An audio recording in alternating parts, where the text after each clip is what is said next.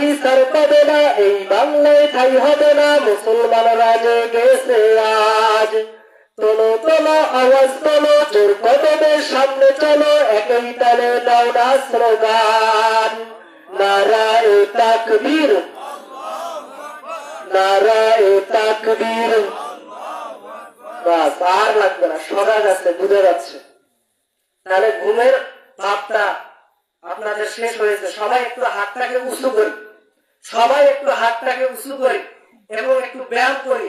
হাতটাকে এইভাবে মুষ্টিবদ্ধ করব, সবাই মুষ্টিবদ্ধ করব, ব্যায়াম করব, মুষ্টিবদ্ধ করি, হাতটাকে টান টান করি, ভাই টান টান করি।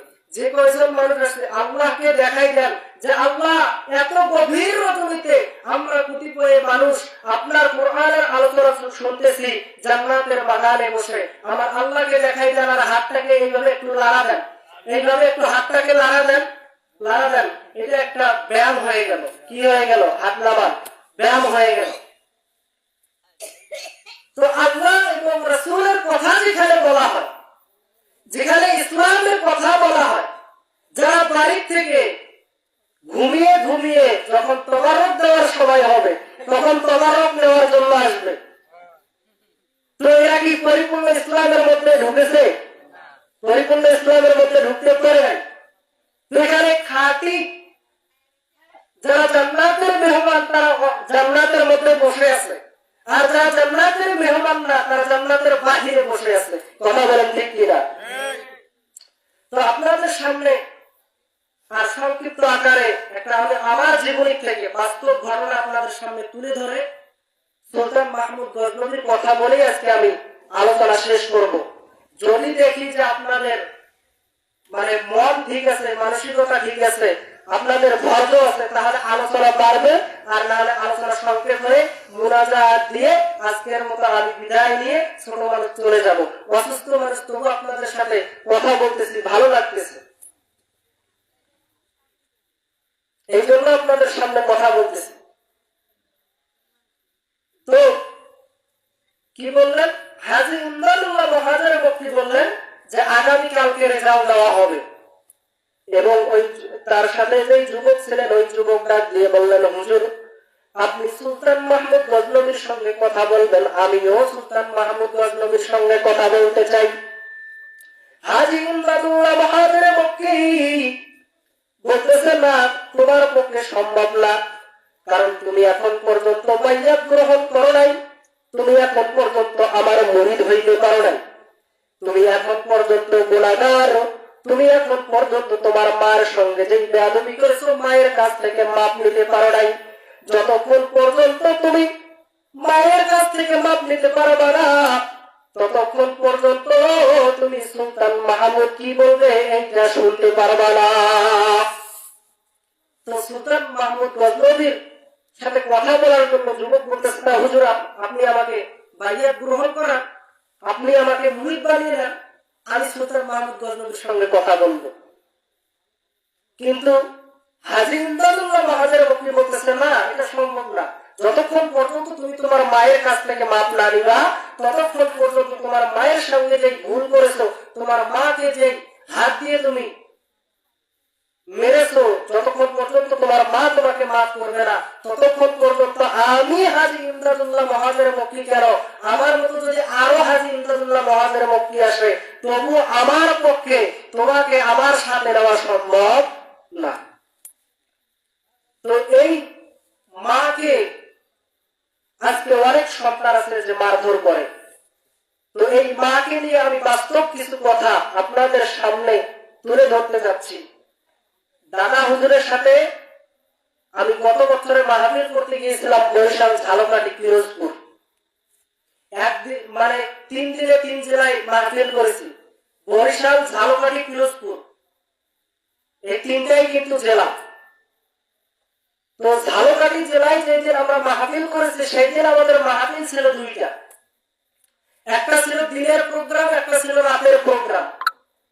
তো দিনের প্রোগ্রাম শেষ করে সন্ধ্যার পর্বই আমরা রাতের প্রোগ্রামে ঢুকছি। তো ঢুকার পরে আমাদেরকে যে ব্যক্তির বাড়িতে রাখা হয়েছে, তো ওই ব্যক্তিটা আমরা লক্ষ্য করে দেখলাম যে ওই ব্যক্তিটার একটা পা নাই। তো সে কিন্তু যুবক মানুষ, দুইটা সন্তানের বাবা। বাস্তব জীবনী থেকে আপনাদের সামনে তুলে ধরতেছি, মায়ের সঙ্গে বেয়াদবি করলে কি হয়। তো যুবককে দাদা হুজুর কাছে ডাক দিলেন, যেহেতু তিনি পীর সাহেব মানুষ, নম্র ভাষায় কিন্তু ডাকে, বাবা শোনো তো, এইভাবে কিন্তু ডাকে, বাবা শোনো তো, এদিকে একটু আসো। তো সে কাছে গেল, বললো যে হুজুর কিভাবে আপনাকে হেল্প করতে পারি, কিভাবে সাহায্য করতে পারি, কিছু কি লাগবে হুজুর, কিছু প্রয়োজন? তো দাদা হুজুরকে বললে, দাদা হুজুর বলল যে বাবা তোমার একটা পা আছে আর একটা পা দেখতেছি নাই, তুমি লাঠি দিয়ে হাঁটতেছো। তো বলতেছে যে হুজুর মাহফিল শেষ করে আপনি তো আজকে রাতে আমাদের বাসায় থাকবেন, তো আগামীকালকে সকালবেলায় চা খেতে খেতে আপনাকে আমি এই গল্পটা পুনরায় শোনাবো যে আমার পায়ের এই অবস্থা আজকে কেন। তো পরের দিন আমরা মাহফিল করলাম রাতে, দাদা হুজুর ওইখানে প্রধান মেহমান, আমি দ্বিতীয় মেহমান। তো আমি মাহফিল করে নেমে এসে আমি শুয়ে পড়ছি, মানে রুম আলাদা আলাদা, কিন্তু খানার সময়, গল্প করার সময় বা একসঙ্গে থাকার সময় রুম একটা। তো আমি ঘুমাই গেছি। পরের দিন সকালবেলা আমাদেরকে নাস্তা দিছে, তো নাস্তা খাওয়ার পরে চা নিয়ে আসছে। তো এইবার দাদা হুজুর বলতেছে যে এখন তাহলে তুমি বলো যে তোমার এই হিস্টোরিটা কি, মানে এই পাটা যে তোমার কেটে ফেলা হয়েছে এটার ব্যাপারে যে না তুমি আমাকে বলতে চেয়েছো, বলো তো। তো এইবার দাদা হুজুরকে যুবক মানুষ ডাক দিয়ে বলতেছে, হুজুর আপনি যেহেতু বিভিন্ন জায়গায় ওয়াজ মাহফিল করে থাকেন, হুজুর আপনার কাছে আমি সত্য ঘটনাটা তুলে ধরতে চাই। হুজুর আমি একজন গাড়ির ড্রাইভার, প্রতিদিন নাইট ডিউটি করি হুজুর, বরিশাল টু ঢাকাগামী রোডে আমি গাড়ি চালাই, বাস চালাই। হুজুর একদিন সকালের ঘটনা, আমি বাড়িতে এসেছি হুজুর, গাড়ি থেকে বাড়িতে এসে দেখি আমার বাড়িতে হুজুর, আপনি তো লক্ষ্য করেছেন রাস্তার সাইডে আমার বাড়ি। আমি বাড়ির মধ্যে যখন প্রবেশ করলাম, দেখলাম আমার মা এবং আমার বউয়ের মধ্যে ঝগড়া লেগেছে, তারা বউ শাশুড়ি মিলে ঝগড়া করতেছে হুজুর।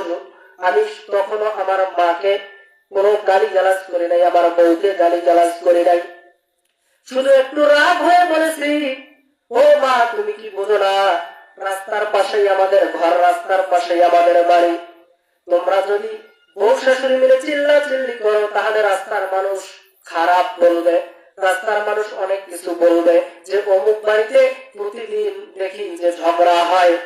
হুজুর আমি যখন একটু রাগ হয়েছি, আমার মা আমাকে একটা কথাও বলে নাই। হুজুর আমার মা সুন্দর করে তিনি ঘরের মধ্যে চলে গেলেন, মা ঘরের মধ্যে গিয়ে দরজাটাকে আটকাই দিলেন। হুজুর আমি যখন ঘরে প্রবেশ করলাম, দেখলাম আমার বউ অচেতন হয়ে গেছে, জ্ঞান হারিয়ে ফেলেছে। হুজুর আমার বউ যখন আমি দেখলাম জ্ঞান হারিয়ে ফেলেছে, আমি মনে মনে আমার ধারণা হলো আমি না থাকা অবস্থায় মনে হয় আমার স্ত্রীকে আমার মা কত কথা শোনায়, এই কথা মনে হয় সহ্য করতে পারে নাই। এই সহ্য না করার কারণে মনে হয় মানুষের মেয়ে, মানুষের ঝি আজকে মৃত্যুবরণ করেছে। আমি ততক্ষণও বুঝতে পারি নাই যে আমার স্ত্রীর অজ্ঞান হয়ে গেছে। হুজুর আমি আমার বউকে রেখে মায়ের উপর রাগান্বিত হয়ে মায়ের ঘরের দরজাটাকে আমি ধাক্কা দিয়ে খুললাম। হুজুর ধাক্কা দিয়ে খুলে দেখি আমার জনম দুঃখের মা পানে পান খায়, তার পান খাওয়ার অভ্যাস ছিল। জনম দুঃখের মা যখন পানের পানাটা হাতে নিয়ে পানটা মুখে দিল, হুজুর আমি এমন মুহূর্তে আমার জনম দুঃখিনী মায়ের কোমরের মধ্যে এমন জোরে একটা লাথি দিয়েছি হুজুর, মায়ের কোমরের মধ্যে এমন জোরে লাথি দিয়েছি, মা যে হাতে পায়ের পানাটা ধরেছিল, এক হাত দিয়ে পানটা মুখে দিতে ধরছিল, হুজুর পানটা ছিটকে পড়ে গেল, পানের বাটাটা ছিটকে পড়ে গেল, একদিকে পানের বাটাটা চলে গেল, মা শুধু কান্না করতেছে। তখন জনম দুঃখিনী মা আমাকে একটা চড়া ভাষায় কোনো কথা বলে নাই।